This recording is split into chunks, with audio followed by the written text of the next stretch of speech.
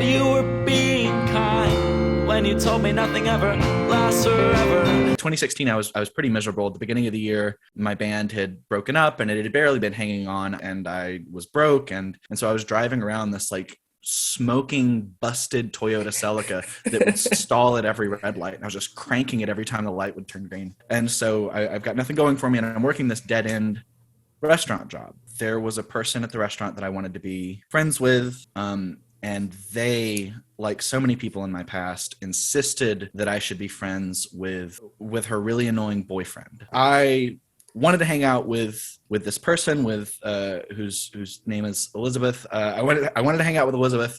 So after we closed our bar, we went to a nearby Taco Mac, and it was me and Elizabeth's terrible boyfriend. And at the time, I didn't drink religiously. I had alcohol for the first time training for my bartending job, just to taste what things were. There's a lot of addiction in my family, and specifically my dad got sober when I was 5, right before I turned 6. Mm-hmm.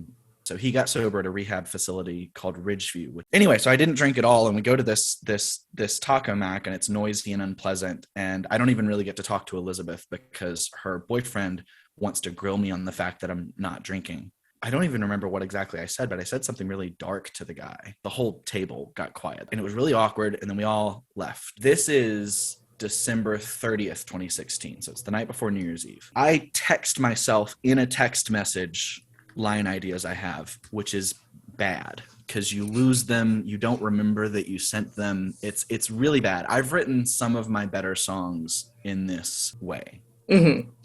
I wrote down, why did you ever get sober if this is how being sober feels? And the next morning I woke up, and it's New Year's Eve, and it's like already noon. My laptop is on the bedside table beside me, and then my main guitar is leaned against the wall, and I just had it.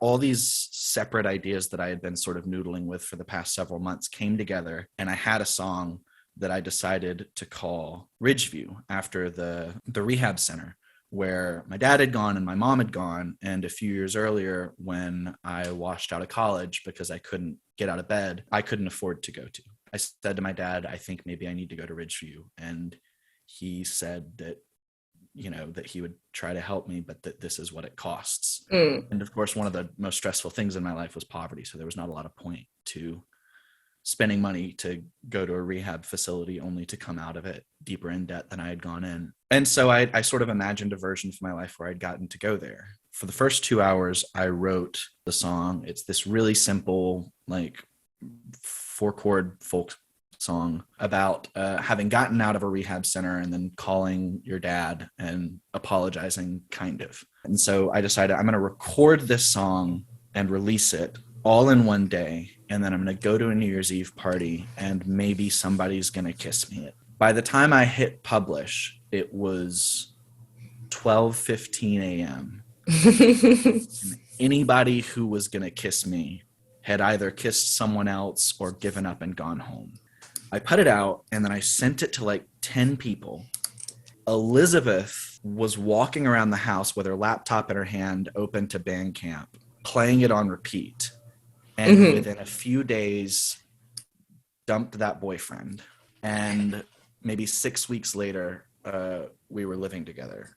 Oh my God.